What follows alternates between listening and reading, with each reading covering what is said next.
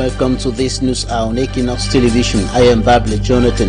A land dispute sends inhabitants of Giziga and Mundu in the far north region of the Republic of Cameroon to the streets.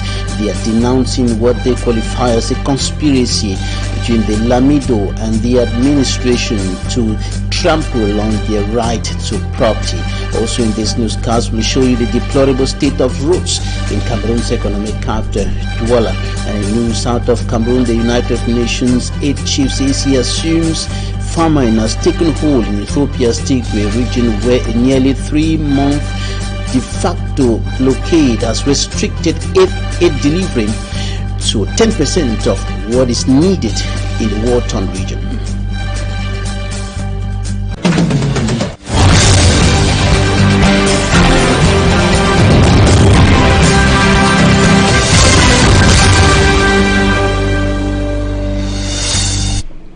Thanks, ladies and gentlemen, for staying with us in this edition of the 6 p.m. primetime newscast on Equinoxe television. We're beginning in Bambutus in the west region of the Republic of Cameroon, and insecurity remains a major problem to inhabitants of that part of the Republic, and the senior divisional officer is urging the population to be more vigilant as the authorities try to break the neck of insecurity in that part of the country. Details in this report.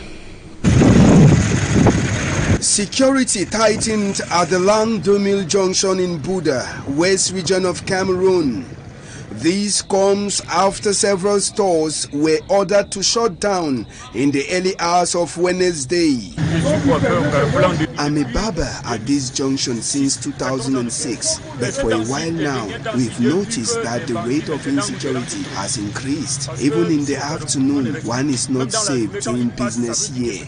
According to witness account, the order for business owners to shut down their places came from a group of boys who came on commercial motorbikes for a fight back after an attack on one of their friends on Tuesday. Getting the information, the senior divisional officer for the Bambutus, Etapa Francois, arrived the zone to see the situation for himself. The SDO had time to exchange with some business owners at the Landslide junction before later ordering them to reopen their business places and keep away the fear factor. The incident that occurred at Landslide neighborhood in Buda is happening just hours after the senior divisional officer held a meeting grouping all officials of his administrative unit. The meeting, according to Etapa Francois, was to call on all to be vigilant at a time when rumors is spreading that the West region will be attacked come October 1, 2021. The senior divisional officer called on all to be vigilant as they live together with the displaced from the southwest and northwest regions. We are okay living together, but we need to have good behavior. Bambutus is a welcoming town, but we have to know that everything has a price, and I call on all to be vigilant. Mais il faudrait, n'est-ce pas, que les uns et les autres sachent que chaque chose a un... It should be recalled that some localities in the Bambutus in recent times have been attacked by unknown gunmen, causing a lot of damages and sometimes taking away lives. Smanjikan Gabriel reporting there now to Giziga and Mundu in the far north region of the Republic of Cameroon, where inhabitants are protesting against what they consider as an attack on their right to property. They are saying that the Lamido and the administration are conspiring to trample on their right to property, and notably by planning to evict them forcefully from the area they have been occupying for years. They are claiming legal ownership of the pieces or portions of land on which they have been living for several years today. Immaculate Fogwe reports. Angry inhabitants of Mundu and Giziga, Mary Subdivision, Diamare Division of the Far North region, denouncing what they qualify as dictatorship of His Majesty Bobo Bibi Lamido of Gondola, in complicity with administrative authorities of Mairie. According to them, the disputed piece of land which the Lamido claims is his rather belongs to them. I have presented all the documents which is enough proof that the land belongs to me. The divisional officer has made a descent on this piece of land more than 4 times, and it was agreed that it belongs to me. But we are surprised that the divisional officer is visiting the piece of land again, but this time around with gendarme officers and the Lamido. En fait, le fait est clair et vécu de tout le monde. The authorities claim that this piece of land belongs to the Lamido of Douala, which is false. We inherited this land from our parents. We are surprised the divisional officers rather taking sides with the chief. Even after we presented the documents, we believe he has been bribed. Plans of seizing their lands has forced them to storm the streets, carrying placards expressing their discontent. The descent of gendarme officers on the said piece of land has been condemned by the victims, who see it as a sort of intimidation. The Lamido of Gondola and the divisional officer denied uttering a word concerning the affair.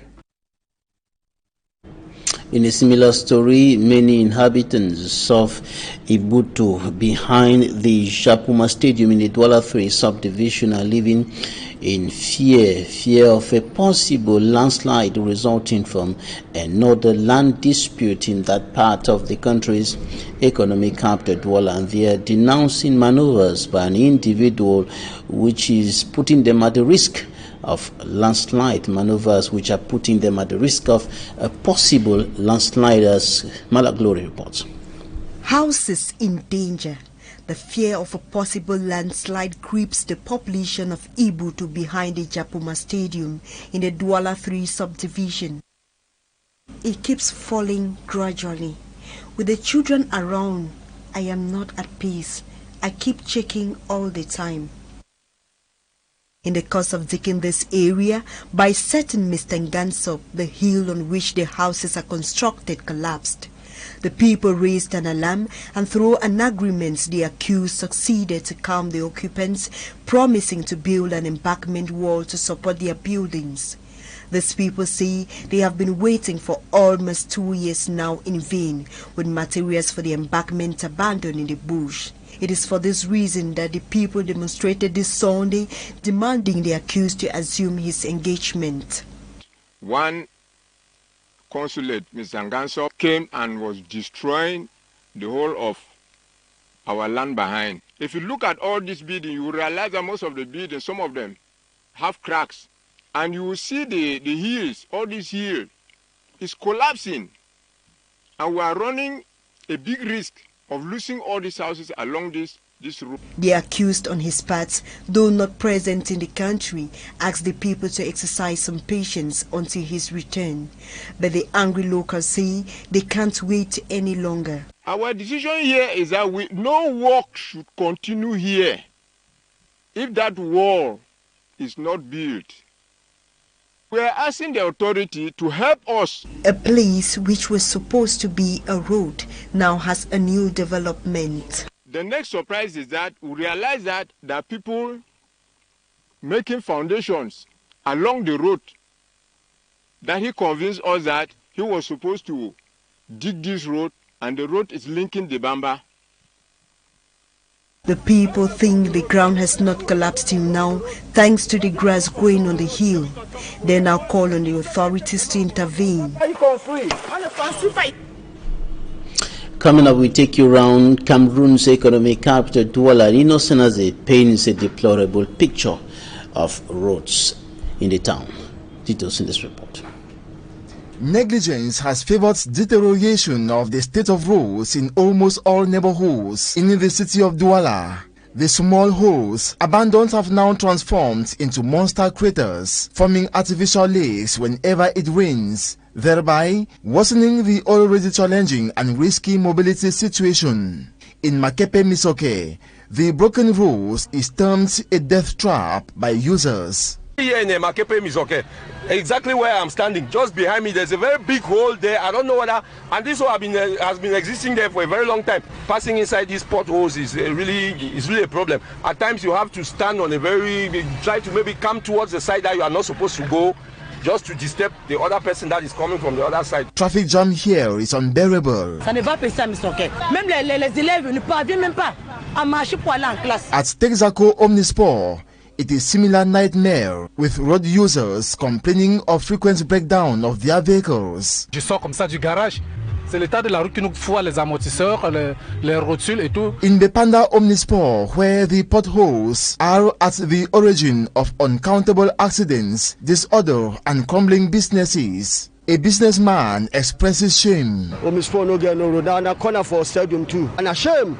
All my customers must come to visit, but said the road no they fine. Bike riders in New Bell told Equinoxe television and radio the bad state of roads discourages them. One reveals city council authorities deceive them with rehabilitation works which do not last. Ça ne résout pas le problème. C'est plus de 3 fois en un an qu'ils ont versé la posilande ici. Making a tour at Mobile Guinness, Carrefour Ajib and BPCT, the roads are as well in their deplorable states. Some craters are filled with stones or lateralized by the population in a bid to reduce the tight traffic jam always witnessed at rush hours. Et quand il pleut ici, c'est la mort. Et c'est les enfants du quartier qui se débrouillent à rembler afin que les gens puissent passer. Few months to arrival of AFCON 22 visitors, this is how deplorable roads in the city of Douala are, with the road users calling on the powers that be to do something as fast as possible in order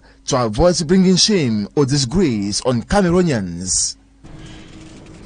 School principals in the Mongo division of the littoral region of Cameroon see more and more kids running away from the war in the Anglophone regions of the country to seek admission in their schools 3 weeks into the current school year, and many of the IDPs, internally displaced children, according to them, come with problems like lack of school fees, birth certificates, space and textbooks, and of course they are finding it difficult to handle the situation as many more children continue flowing in from neighboring southwest region in particular, and also the northwest region, to seek refuge and to continue with the educational drive in the Mongo division of the littoral region of Cameroon.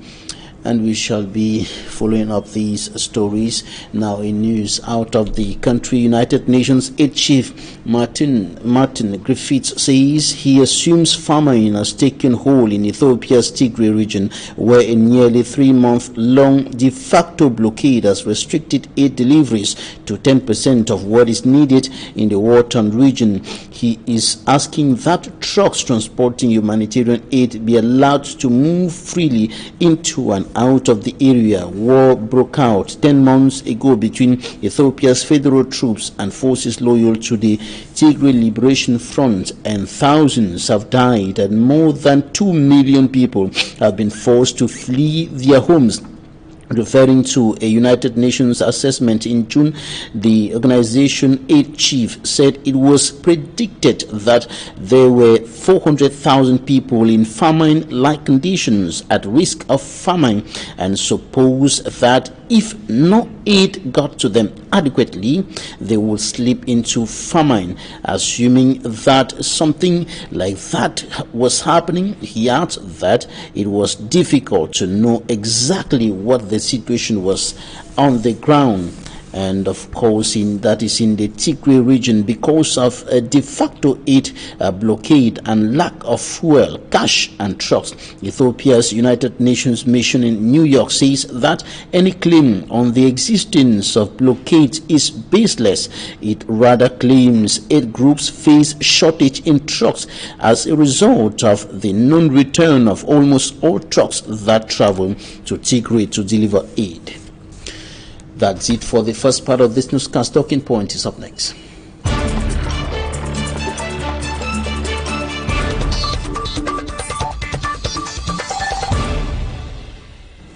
Cardiovascular diseases remain the world's #1 killer, and statistics from the World Heart Federation indicate that 18.6 million people die of heart problems every year. Over 520 million people are living with cardiovascular diseases around the world. And the theme this year, as far as the World Heart Day is concerned, is use heart to connect. And we are receiving a tradimedical practitioner, Dr. Muvala Marcel. You're welcome. Thank you very much, Mr. Babila Jonathan. I'm so happy to be part of the program here this evening. We are talking cardiovascular disease, and this is one of the very important aspects of heart that we really need to take into consideration, because, like you said in your definition, according to the CDC, about 80% of people dying in USA die as a result of cardiovascular disease.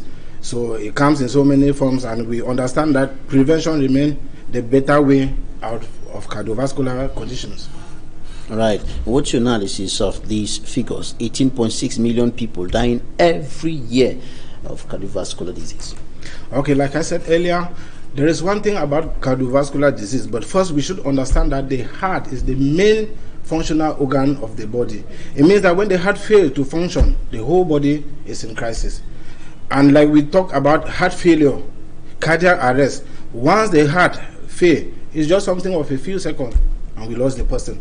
So it means that the heart is a very vital organ. All the other organs of the body depend on the heart as their only source of energy, because it is only through the heart that oxygen can be delivered to the rest of the body, and it is also through the heart that carbon dioxide can be taken and then sent to the lungs for it to be expelled out of the body. Now, that being taken into consideration, what is the major cause of this high death as a result of cardiovascular disease? The sedentary lifestyle that people are living today. People are more living of artificial diet than living with natural diet. Mr. Babila Jonathan, if you see what is happening in our society nowadays, at first people used to believe that cardiovascular disease, it is a disease of the rich. They say that somebody suffered and died from diabetes, hypertension, or our parents used to say that, oh, he was sick, she was sick of the rich people's sickness. This is because the rich, they have the money, but they lack the knowledge of nutrition. Now, cholesterol is one of the leading problems of cardiovascular diseases. Those who eat food with much cholesterol and very little natural food like vegetable and fruit are at high risk of suffering from cardiovascular disease. And like you already said, let's break it down a little bit before we continue, so that it can be well understood. When you're talking about cholesterol, what are you referring to? It is containing what food? In oil? Okay, thank you very much. Like when I was in the cardiac center in Shishon, where they are doing cardiac surgery, where I assisted cardiac surgery for 2 years, I realized that one of the major problems that the patients were coming in the cardiac center was as a result of what? Diet. And like I said earlier, cholesterol. We have, this is fatty substance. Oil, especially like in the palm oil. The cholesterol is very high in palm oil. It is high in egg. It is also very high in fresh meat, in fresh fish. But dry meat and dry fish, there is reduced cholesterol. Cholesterol is something, it's a fatty substance that when it enters inside the body, it forms plaque in the blood vessel. It means that it disturbs the vessel from transporting blood to the heart and to the rest of the body. And then when this happens, there is workload on the heart, because the heart is supposed to pump blood to the rest of the body by extra force. And that energy that the heart is using needs a lot of strength. Now, at this level, the heart muscle will start to deteriorate. That deterioration leads to what we refer to as cardiomyopathy. It means that the heart is functioning more than it is supposed to work, and that workload will mean that in due time the heart will start to suffer, and once the heart starts to suffer, the rest of the body will also be in crisis. All right. Apart from fatty food or cholesterol, what are the other things that we consume that predispose us to, or that exposes us to cardiovascular disease? Okay, like when I was opportune to be the health educator in Shishon for cardiovascular condition, where we came up with this book, Diabetes and Hypertension, The Way Out. We should understand that cardiovascular disease comes also when we neglect certain conditions. There is hypertension, which affects the heart. There is diabetes, which affect the heart. Now, people that are smoking, people that are drinking alcohol so much, they have also adverse effect on the heart. That is why I said that all about cardiovascular disease is lifestyle. If you modify your lifestyle, you prevent cardiovascular condition. There are many forms of cardiovascular condition. We have the congenital form, that is the child is delivered with those malformation or those disorder. Then we have the acquired form, and the acquired form comes as a result of what?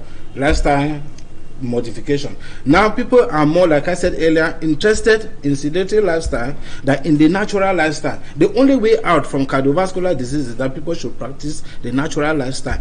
Exercise is also playing a very important role.